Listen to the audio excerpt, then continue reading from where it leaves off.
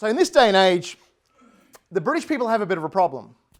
Of course, the old adage toward the end of the 1800s is that the sun never sets on the British Empire. You've all heard it, you all know it, you all learned it in school, right?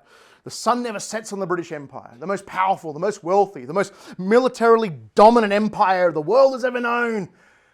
But there's a growing embarrassment in the British because they are continuing to develop this heavily dependent market for tea, just drinking tea, right? How many people here love a cup of tea? Oh, you monsters. Started 2 wars with China in the 1800s because of your tea. Drink coffee. Nonetheless, the British people loved tea, could not get enough of it. But they were beholden to the Chinese for the purchase of it. And the Chinese were very capricious. They'd just change the price.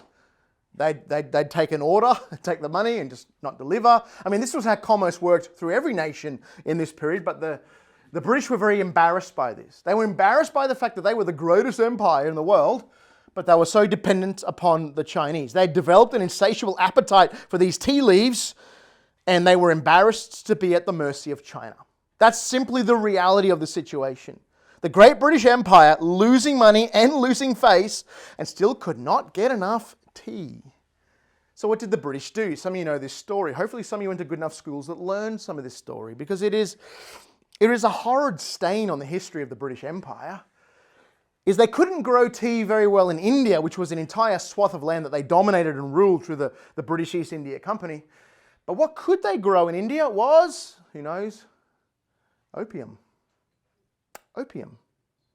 So they began to grow acres and acres and hundreds and thousands of acres of this opium in India and began to illegally traffic it into China. So that the dependency, the British with tea and soon the Chinese with opium, would be balanced out. Because where are the Chinese going to get their opium from? The British, who dominate the world trade. Well, opium was illegal in China.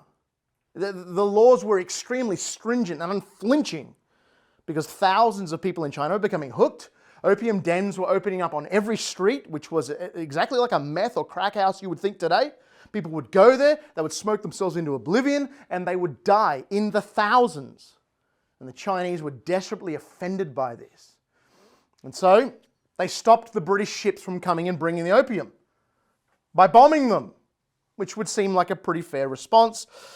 The British took this, of course, as an act of aggression, and 2 opium wars were fought in the 1800s. Each time China was embarrassed in their military, incredibly destroyed by the British, as was predictable by all. And the British demanded that they keep buying their opium, and if they don't, they would look down the long barrel of British justice. That's the sad story of the 1800s.